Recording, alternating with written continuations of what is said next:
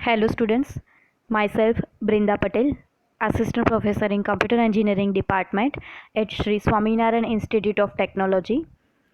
So today we are going to start Unit 4 Color Image Processing in Image Processing. So we know that the use of color in image processing is motivated by two principal factors.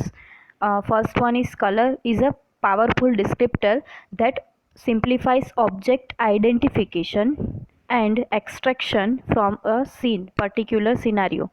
So second thing is human can discern thousands of color shades and intensities compared to about only 2 dozen shades of gray. So this second factor is particularly important in manually image analysis. So color image processing is divided into two areas. First is full color and second one is pseudo color processing. So in full color category, the images is in typically are acquired with a full color sensor such as color TV camera or color scanner, right? So in second category, the problem is to assigning a color to a particular monochrome intensity or range of intensities. So here in the past decades, color sensors and hardware for processing color images have become available at reasonable prices. The result is that full color image processing techniques are now used in a broad range of applications, including publishing, visualization, and internet. So, let's start with color fundamentals. So, the process followed by the human brain in perceiving the interpreting the color is a physiological phenomenon that is not fully understood the physical nature of the color, which is expressed on the formal basis supported by experimental and theoretical results. So in 1666 Sir Isaac Newton discovered what when a beam of sunlight passes through a glass prism, the emerging beam of light is not white but consists instead of a continuous spectrum of colors ranging from violet at one end to red at the another. So here this figure shows the color spectrum which is divided into 6 broad regions: violet, blue, green, yellow, orange and red. So when viewed in full color, no color in spectrum ends abruptly because but rather each other blends smoothly into the next. So the colors that humans and some other animals perceive in an object are determined by the nature of light reflected from the object. So here we can see in this figure the visible light is composed of a relatively narrow band of frequencies in the electromagnetic spectrum. So a body that reflects light that is balanced in all visible wavelengths appears white to the observer. So a body that favors reflections in a limited range of the visible spectrum exhibits some shades of color. For example, green objects reflect light with wavelength preliminary in the 500 to 570 nanometer range and absorbing most of the energy at the wavelengths. So, characterization of light is central to the science of color. If the light is void of color, means achromatic, its only attributes its in its intensity or amount. So, achromatic light is what viewers see on a black and white television set, and it has been implicit component of our uh, uh, image processing situation. So the term gray level refers a scalar measure of intensity that ranges from black to grays and to the white. So chromatic light spans the electromagnetic spectrum from approximately 400 to 700 nanometer. So three basic quantities are used to describe the quality of a chromatic light source. which are radiance, luminance and brightness. So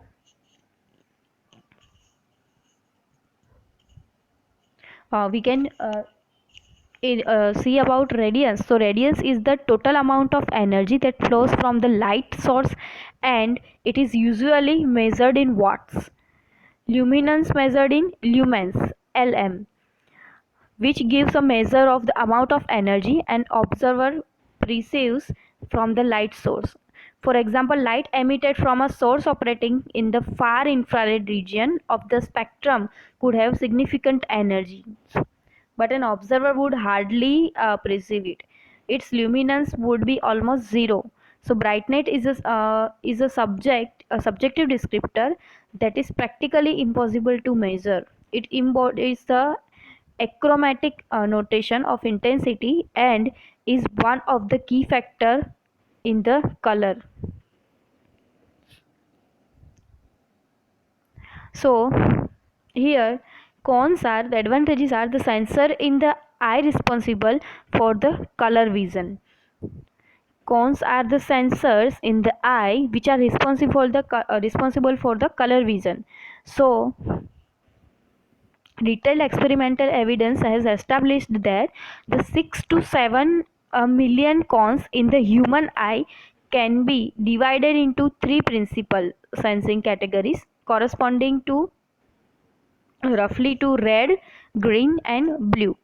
So approximately 65% of all cones are sensitive to red light, 33% are sensitive to green light and only about 2% are sensitive to blue light. But the blue cones are the most sensitive. So here in figure it shows the average experimental curves detailing the absorption of the light by the red, by green and by blue color. So blue cone in the eyes by red, green and blue cones in the eyes. So due to this absorption characteristics of the human eye, colors are seen as a variable combinations of so-called primary colors red, green and blue. Red, R for red, G for green and B for blue. So for the purpose of standardization, the CIE, which is Commission International Commission of Illumination, which is designated in 1931. So the following specific wavelength values of the three primary colors. Blue has 435.8 nanometer, green is equal to 546.1 nanometer and red has 700 nanometer. So this standard was set before the detailed experimental curves.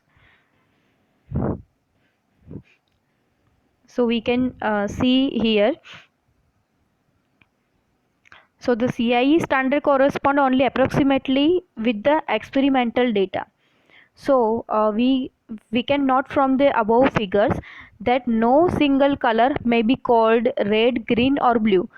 Also, it is important to keep in mind that having three specific primary color wavelengths for the purpose of standardization does not mean that these three fixed RGB components acting alone can generate all spectrum colors. So, use of the word primary has been widely used to mean that the three standard primaries when mixed in various of intensity proportions can be produce all visible colors. So the primary colors can be added to produce the secondary colors of light magenta means red plus blue, cyan means green plus blue and yellow, red plus green. Mixing the three primaries or a secondary with its opposite primary color in the right intensity produces white light. This result is shown in this figure, which also illustrates the three primary colors and their combinations to produce the secondary colors. So differentiating between the primary colors of the light and primary colors of pigments or colorants, it's important in this method. So a primary color is defined as one of the substrates or absorbs a primary color of light and reflects or transmits the other two. So the primary colors of pigments are magenta, cyan and yellow, and the secondary colors are red, green and blue. So these colors are we can see here. So a proper combination of three pigment, primaries or secondary with its opposite primary, produce the black color. So for example, color television reception is an example of the additive nature of light colors. The interior of CRT means cathode ray tube color TV screens, is composed of a large array of a triangular dot patterns of electron sensitive phosphor. When excited, each dot in the triad products light in one of the primary colors. So the intensity of the red emitting phosphor dots is modulated by an electron gun inside the tube, which generates pulses corresponding to the red energies seen by the TV camera. So the green and blue phosphor dots in each triad are modulated in the same manner. So the effect is viewed on the television receiver is that the three primary colors from each phosphor triad are added together and received by the color sensitive cones in the eye as full color image. So 30 successive image changes per second in all three colors complete the illusion of the continuous image display on the screen. CRT means cathode ray tube display are being replaced by flat panel digital technologies such as liquid crystal displays LCDs. We all know that about. So and plasma devices, we can also know about plasma devices. So although they are fundamentally different from the CRTs, these and similar technologies are the same have same principle in the sense that they are all require three subpixels, which are red, green and blue, to generate a single color pixel. So LCDs use properties of polarized light to block or pass light through the LCD screen, and in the case of active matrix display technology, thin film transistors are used to provide the proper signals to address each pixel on the screen. So light filters are used to produce the three primary colors of light and at each pixel tied location. So in plasma units, pixels are tiny gas cells coated with phosphor to produce one of the three primary colors. So the individual cells are addressed in a manner analogous to LCDs. So this individual pixels triad coordinate addressing capability is the foundation of digital displays. So the characteristics are generally used to distinguish the one color from another are brightness, hue and saturation. And we can indicate here that the brightness embodies the achromatic notation of intensity. U is an attribute associated with the dominant wavelength in a mixture of light waves. So hue represents dominant color as perceived by an observer. This is when we call an object red, orange or yellow, we are referring to its hue. So saturation refers to the relative purity or the amount of white light mixed with hue. So the pure spectrum colors are fully saturated. Colors such as pink, which is a mixture of red and white, and lavender, which is a mixture of violet and white, are less saturated, with the degree of saturation being inversely proportional to the amount of white light added. Hue and saturation taken together are known as the chromacity. So Color may be characterized by its brightness and chromacity.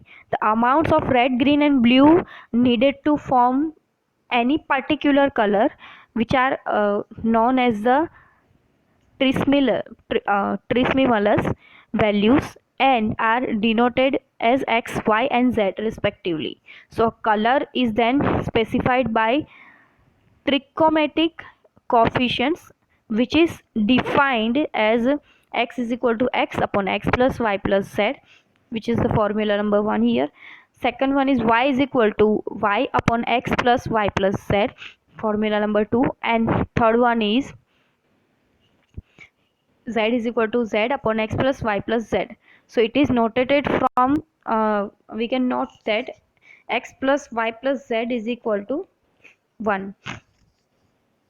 So for any wavelength of light in the visible spectrum, the Tristimulus values needed to produce the color corresponding to that wavelength can be obtained directly from curves or tables that have been compiled from extensive experimental results.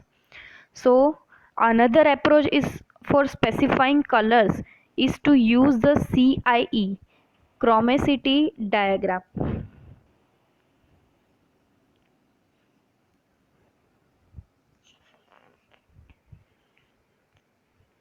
Thank you.